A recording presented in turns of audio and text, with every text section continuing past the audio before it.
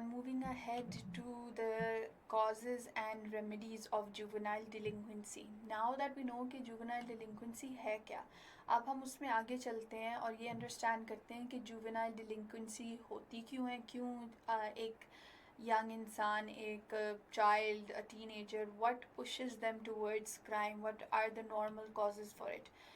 उसके अलावा हम इसको देखेंगे एक थियोरेटिकल पर्सपेक्टिव से. I always recommend candidates to relate these sort of concepts to the theories that you have studied in section 1. So then we'll analyze it according to the theories, try to explain it according to the theories, और उसके बाद we'll talk about some very common and understandable remedies for juvenile delinquency. So basically, what are the causes or the risk factors? Why have I written risk factors here? I think 2019 और 2020 दोनों में से कोई एक paper ऐसा था, I think 2020 का paper criminology का, उसमें उन्होंने रिस्क फैक्टर्स लिखा था. अब अ लॉट ऑफ कैंडिडेट्स वो उस टाइम कंफ्यूज हो गए कि रिस्क फैक्टर्स हैं क्या. तो बेसिकली जब रिस्क फैक्टर्स आपसे पूछा जाए तो वो आपसे पूछ रहे होते हैं कि इस चीज़ के कॉजेज क्या है. So if they ask you the risk factors of juvenile delinquency, they are basically asking you the causes of juvenile delinquency. That is why I have mentioned this over here. Okay, one of the very important causes of juvenile delinquency is peer pressure. कि आपके जो company है छोटे बच्चों की या specially teenagers की, उनकी जो कंपनी होती है, they actually push them towards criminal activity if that company is wrong. दोस्तों में बैठे हैं और एक दूसरे को कह रहे हैं कि यार तुम डोंट यू ड्रिंक और डोंट यू स्मोक और why haven't you tried weed और समथिंग लाइक दैट. तो क्या होता है, वो जो एक चाइल्ड है who is not into these activities, वो ही feels pressurised, and that is why peer pressure is one of the major causes of juvenile delinquency. इसके बाद वी हैव फैमिली डिस्ट्रप्शन. अब this is a very well known fact कि जिस तरह हमने पीछे उसकी बात भी की, मैरी बेल की बात भी की थी. Mary Bell grew up in an abusive household. Her mother was a prostitute and her mother's clients use to abuse her.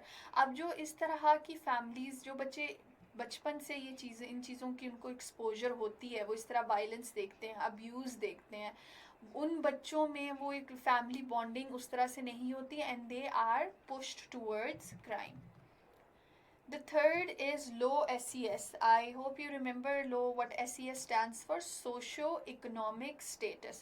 So children coming from financially underprivileged backgrounds, जिनके society में वो वाला status नहीं है, पैसे कम है, social status कम है, वो जो बच्चे होते हैं they are traditionally pushed towards criminal activity. उनके क्राइम करने के चांसेस ज़्यादा हो जाते हैं.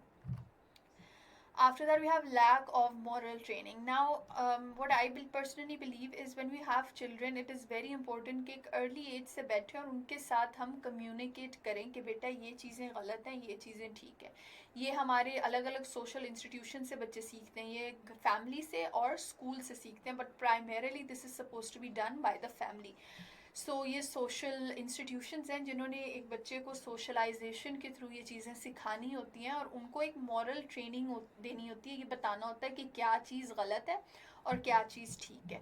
Those children who are not expose to such moral training, उनके क्रिमिनल एक्टिविटी करने के चांसेस भी ज़्यादा हो जाते हैं.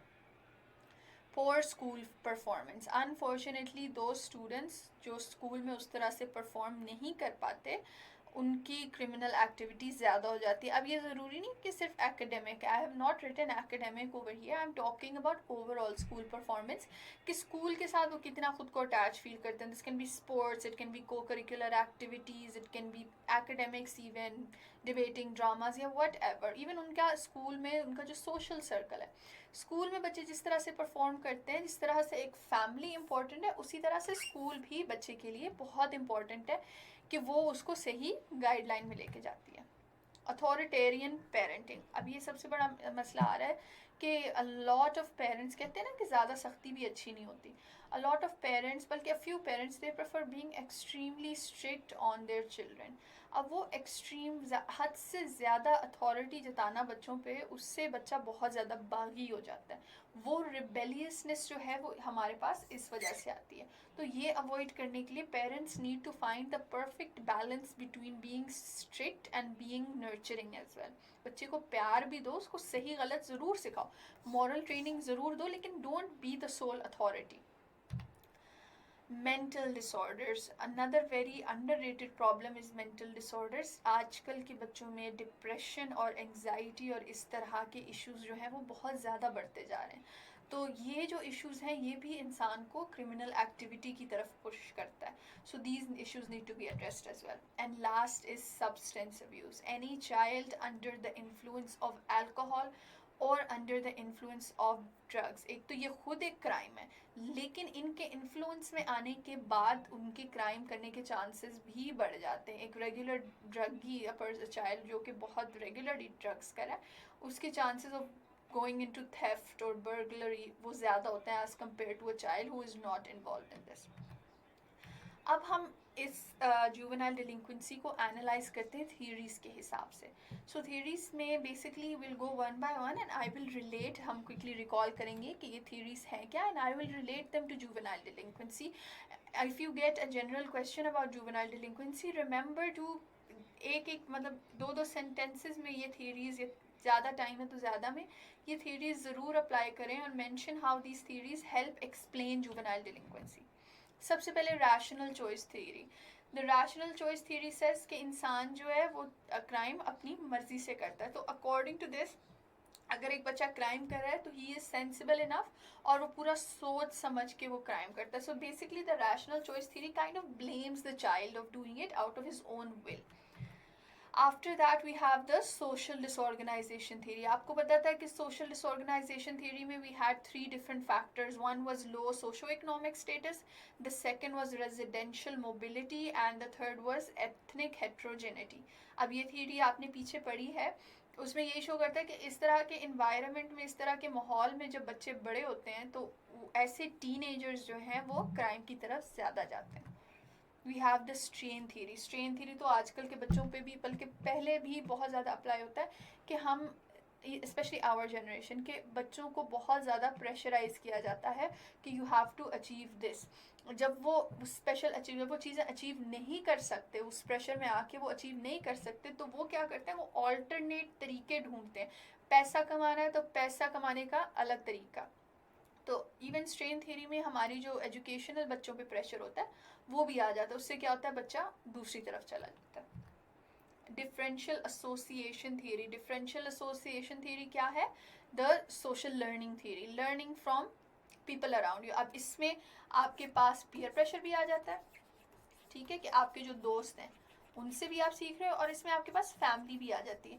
If a child grows up in abusive house hold, तो वो अपने जब फादर को काम अब्यूज़ करते हुए देखता है या अल्कोहल पे देखता है, तो ही the chances of him adopting that are the same. तो वो बच्चा अपने पेरेंट्स से, अपने इर्द गिर्द लोगों से वो चीज़ सीख रहा होता है। So according to the differential association theory, अगर कोई जुवेनाइल क्राइम की तरफ आ रहा है तो वो कहीं ना कहीं से वो सीख रहा है।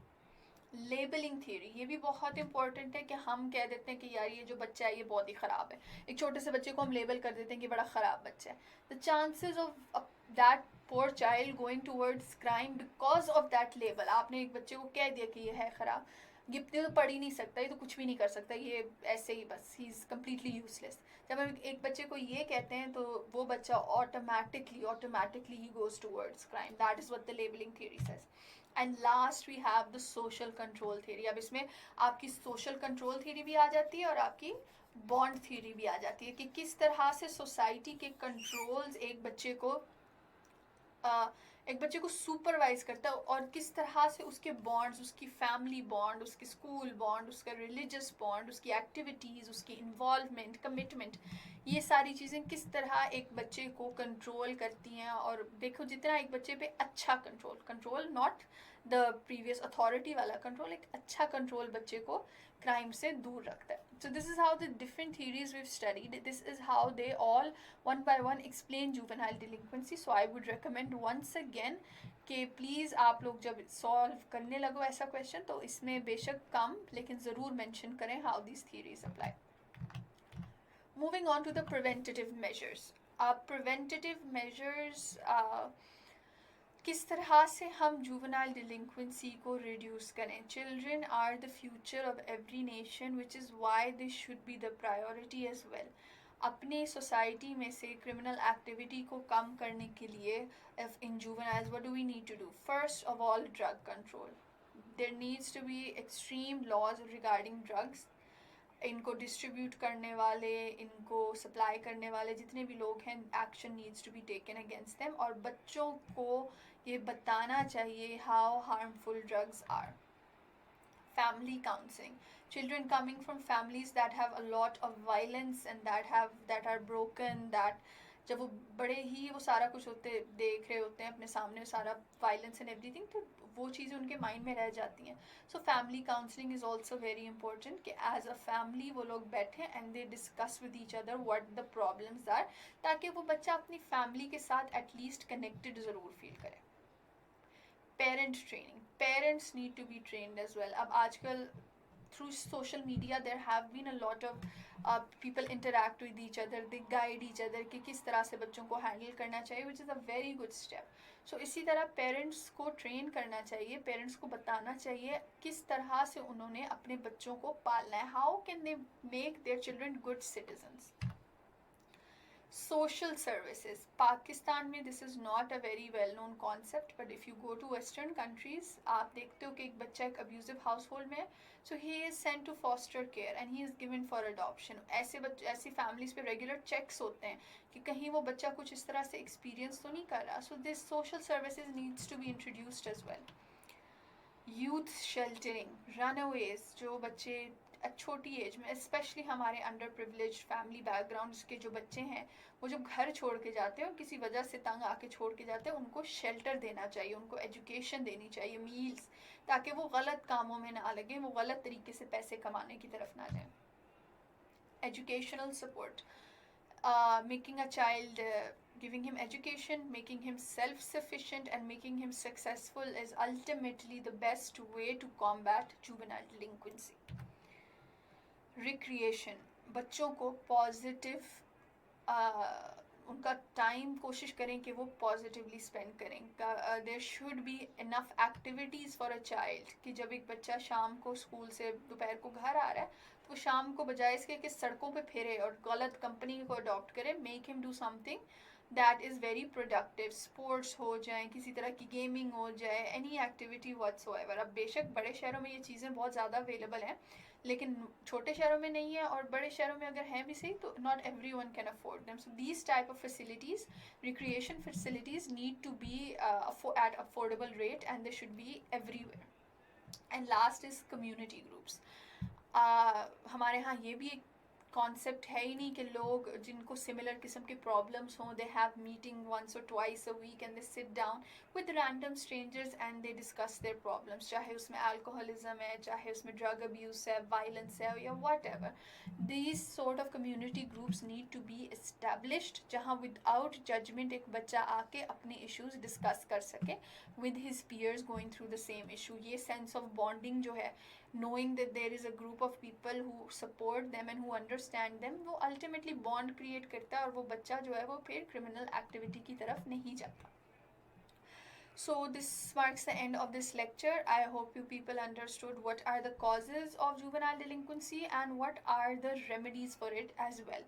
इसके बाद वाले 2 lectures में हम focus करेंगे juvenile justice system पे, जहाँ पे हम पढ़ेंगे कि पाकिस्तान, ये तो एक general idea हो गया ना, पाकिस्तान में किस तरह से juvenile justice system हमारा चल रहा है and what are its flaws and what needs to be approved. See you in the next lectures. Allah Hafiz.